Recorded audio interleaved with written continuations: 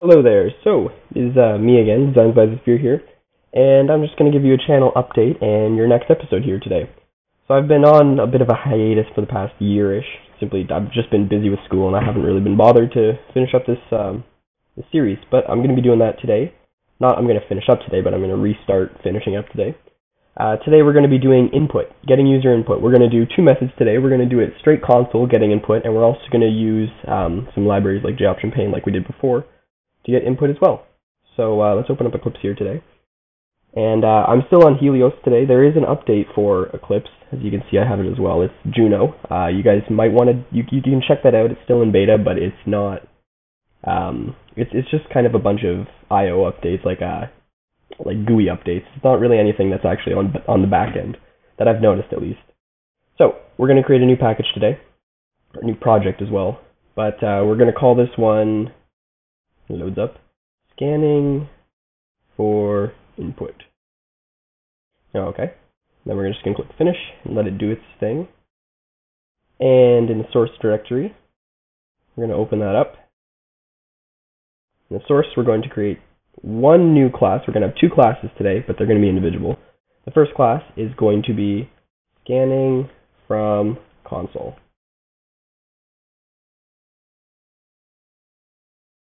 Okay, so we have a first class right here. The first thing we're going to need to do, because we're going to be using an object called a scanner. What that does is it reads input from console. So we're going to need to import that so that this class knows that we're using that.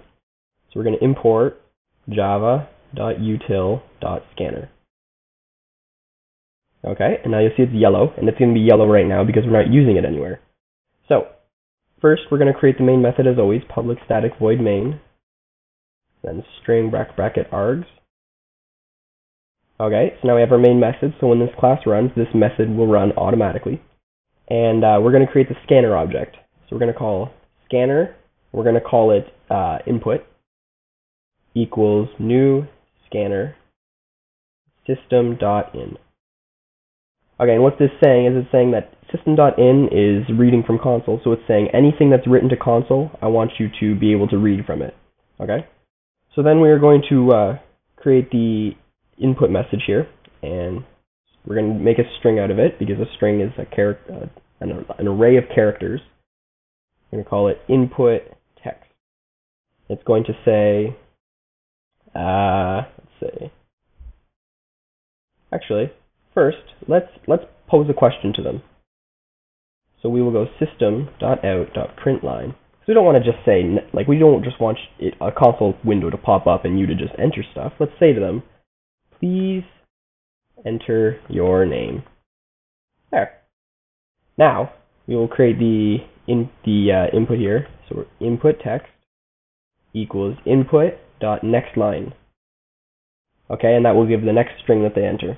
Okay, and now we're going to have the output text, and this is what's going to be echoed back to console. We're going to say you entered, and then do that. And then plus to append to that string, we're going to say input text. Okay, so now we have an output text. What's going on right here is it's going to pop out on console saying please enter your name, and then whenever you enter your name, which is this line right here, it's going to go into the variable input text, which is a string, and then we're going to create an output text string telling us what we entered, and then we're just going to simply echo that back. System.out.println, output text. Okay, so now if we run this, click run, and console, so as you can see right here, please enter your name. I'm going to type Brian Van Zeeben. You entered Brian Van Zeeben. So this is a simple console application, so now you can get input from console, and this is how you do it. Another method we're going to do with this is getting it from a pop-up window. So if you're doing application development later on, you won't want to be going back and forth with a little console window like this. You'll want to have some sort of input dialog, and before we've used JOptionPaint to do that, to echo messages back. But there's also a class in JOptionPaint that allows us to read messages as well. So this is going to be scanning from, let's call it GUI. Okay, so the first thing we're going to do, as we have before, is import it. So we're going to say javax you remember this, dot swing dot j option pane. There it is. So now this class knows that we will be needing this object. Now we create our main method again. Void main. Oops. Okay, so now we have the main method that will run. Now, first thing we're going to need to do is we want to create the JOptionPane object again. So we've done this before. JOptionPane, we'll call it myIO again, equals new JOptionPane. Okay, now we have an object of JOptionPane, and we can reference it locally with myIO, as we did, as we talked about earlier with scope and being within the code block right here.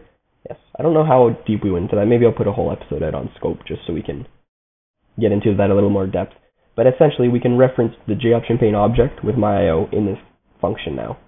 So what we're going to do is, this is the function, myio.showInputDialog, okay? And the message right here is the message that we want to see. So we're going to say, please enter your name, just to be fluid with this one as well.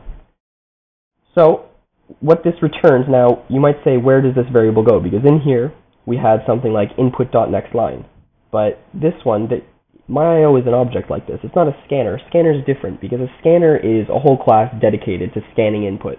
But JOptionPane has a bunch of different functions for a bunch of different things. So where does the actual input, like what you input, go once you do this? Well, it's funny enough, but this method right here, showInputDialog, it returns a type of string. Not a type of, but it returns the type string. And what that string is whatever the person entered. So what we can simply do here, input text, like that. So now anything that they enter in there will go into this variable here. Next, we will create an output text as well. Oops. Output text equals, and we're going to say you entered, to be the same as before, input text.